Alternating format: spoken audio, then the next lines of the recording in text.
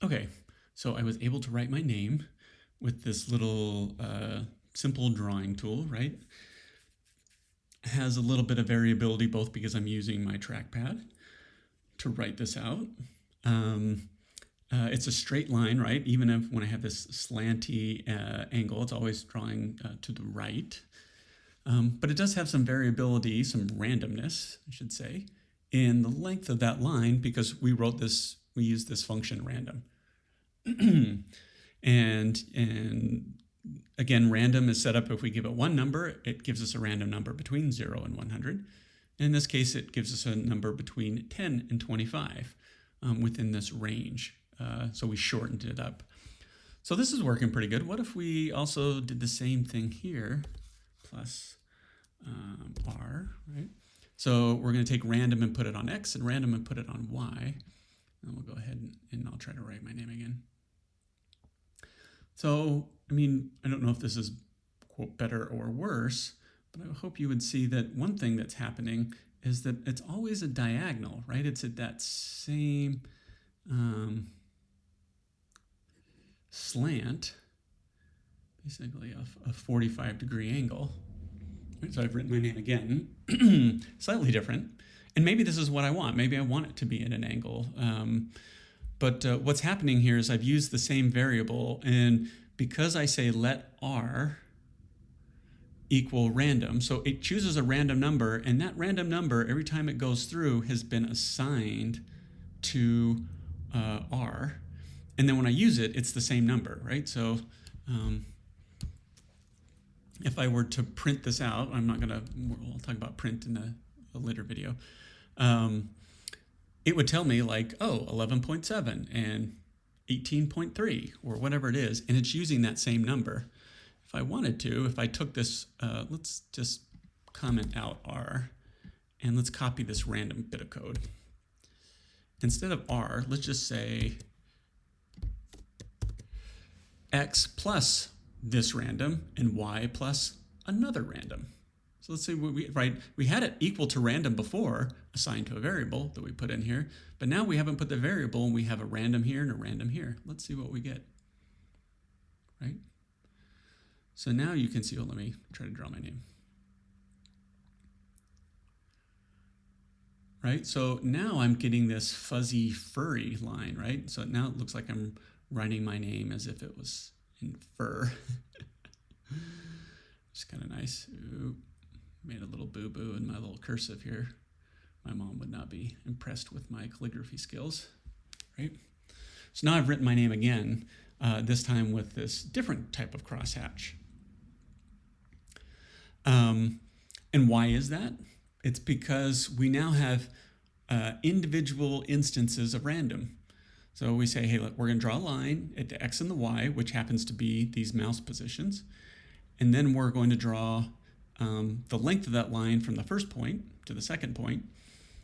So we're going to start at the mouse X position, and then we're going to add to that this random number. And then we're going to take this Y position, and then we're going to add to that another random number. Okay, so if I wanted to, I'm just going to go back. You know what, I'll leave it there just for a reference. So this time what I'm going to say is R1 equals, because I like this. I think this is looking better, that I want this variability within that. But maybe what I want to do is, well, let's just do it exactly what we had here, and then we'll come back. All right, so I'm just going to copy that bit of code and make a little space, and I'll put that one there. So we have R1, and we'll have R2. So this one, we will put R1, and this one we'll do R2. Okay. So the whole idea here is that we would have a different type of random, right? And these are going to be my random generators. One, I want a unique one because I want to get this variability, right?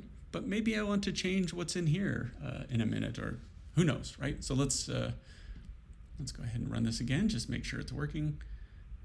And there's my letter, right? Then I'm starting to draw. So I get this kind of furry crosshatch line. The one thing we can see though, in fact, let's just move my cursor. You can see it's always drawing the line to the side and down.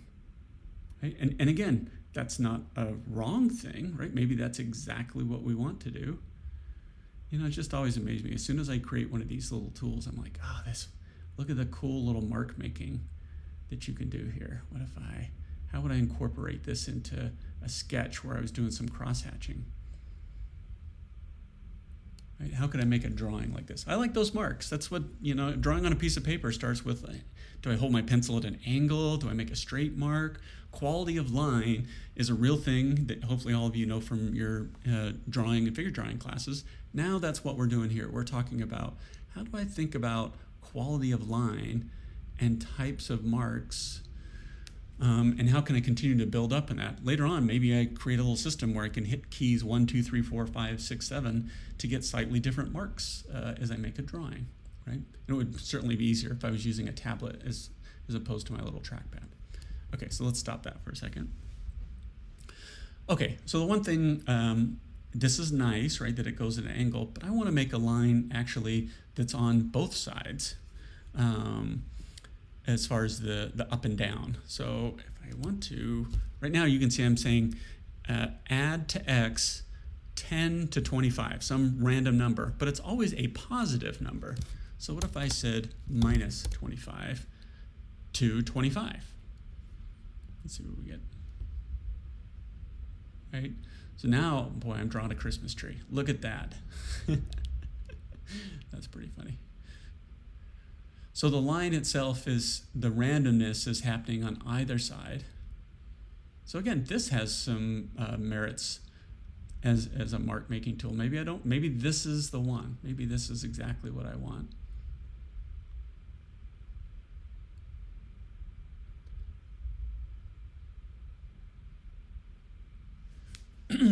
Right? So that's kind of nice too. And maybe I should say every time, I'm bringing my cursor in here really quick to start drawing it so I don't leave some marks. Later on, we'll look at adding a piece of code that just says, we'll do a Boolean, basically a little toggle switch that says, don't start drawing on the canvas until I hit D for draw. And then you can draw, and if I hit it again, stop drawing until I put my cursor in a new place, just like we would be lifting our pencil up and down from the piece of paper. All right, so let's go back. Let's do the same thing here just to see what we get. In fact, maybe if we do minus 10 to 10, so maybe not as big a random range.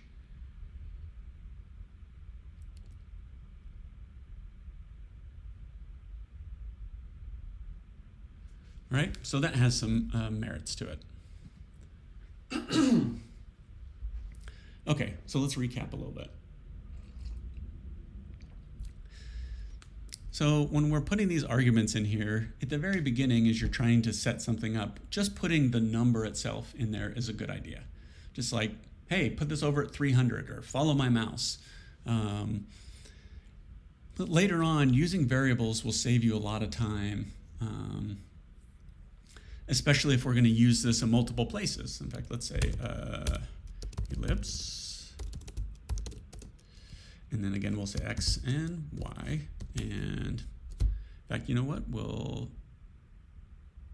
We're going to use, let's just use R1 because we don't need the coordinate, right? So we don't need the x and y. We just need a size, and we can have a size be between this and this.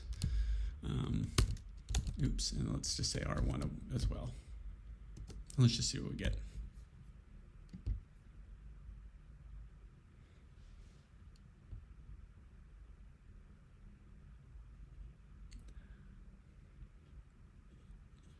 Okay, that's pretty cool. Let's go back to this. There is, I'll have to show it to you all, so everyone remind me in class. But there was a library back in the day that someone created using processing, where you could use a tablet and come up with very interesting strokes, and it was very graffiti-like. I mean, it was so cool. It used kind of this simulation to draw these forms. It's amazing. So look at that. We've used line and ellipse. We've got these little strange little points happening. I have these white, it kind of looks like lettering you would see in Dr. Seuss, right? It has these little bubbles. So I'm starting to get pretty interested in that. Last thing I'll talk about here is from a variable standpoint is we're just using the defaults of the stroke color, the fill. So you can see our lines are black, that's the color, and so that's the stroke. And then our ellipses here have a black stroke around the outside, and then they have a white center. So we can modify those if we want. So the first thing is, let's just say no fill. So no fill is two words, right? So you can see the camel case where the F is capitalized here.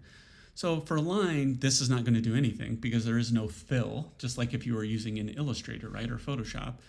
But because it's a shape, the ellipse, it does have a fill color. So let's go ahead and reset this. So now you can see I'm just getting these outlines, right, with the circle, which is okay. I actually prefer the color, or the fill that is in there, but it's a little heavy. I want to see a little bit of the crosshatch go through there. So let's say fill. Now 255 is white.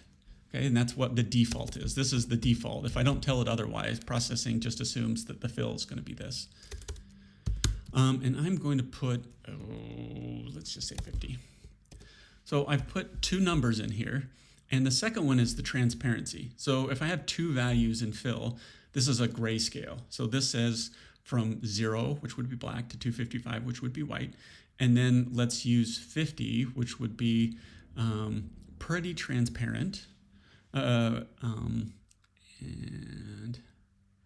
right, so you can see I'm getting some of that coming through, but I'm also getting a chance to see the little crosshatch lines that are in there. Not bad. So let's try maybe 100. You can see they're a little bit brighter now. So the lower number means less, a lower alpha value or opaqueness, right? So if you want transparency, you want to have a low number. I'm just so excited about this little Dr. Seuss brush here.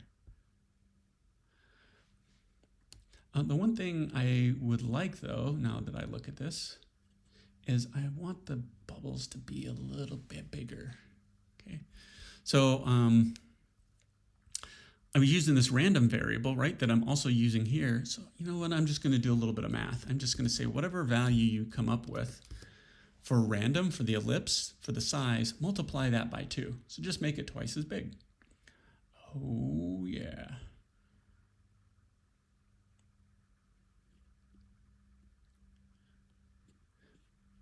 Kind of chunky little letters. Let's go back and say, actually, let's make it a little bit, let's multiply it by 1.5. So we can use floating point numbers, decimal numbers with decimals in them, right? So we'll just multiply that up. So again, I'm still using these same random values. Nice. Okay.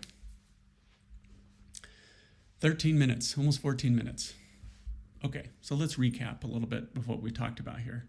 First of all, through all these little videos to get to this point. Function and setup, setup and draw are the two functions that you're going to use all the time with processing. There are other custom functions that we're going to use, but we'll start with that. Spaces in your syntax are fine, right? You can create this however you want. It will still run. Comments are your notations, use them. Have to have a canvas to draw into, create one. All right, so this would still run, right? I don't see any warnings in there. It's kind of fun. Wait till we start dealing with color, right? The hotkey to clean up some of this spacing as it relates to here is Command B on the Mac, so you can see it snapped that over there. If you space out the brackets that are here,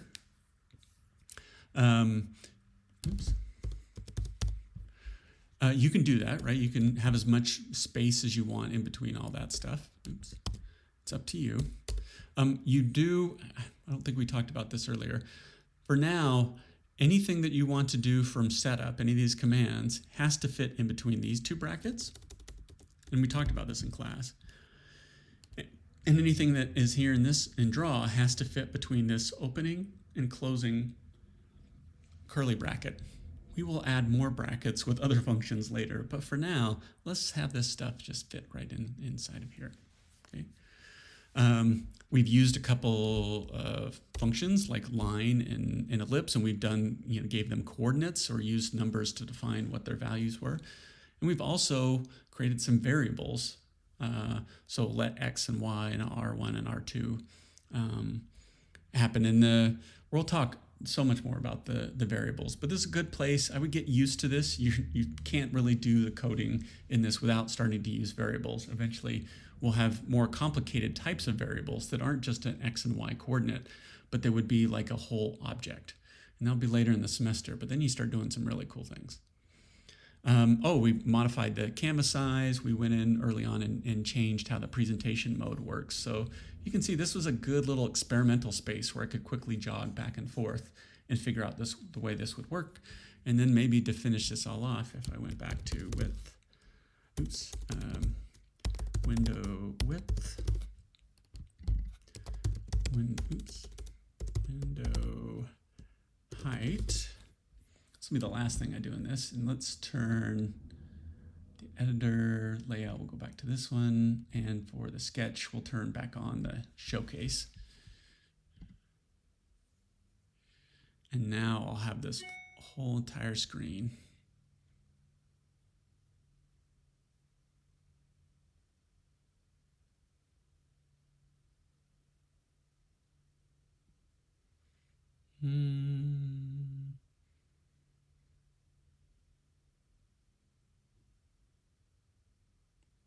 Let's just let it sit there and dance.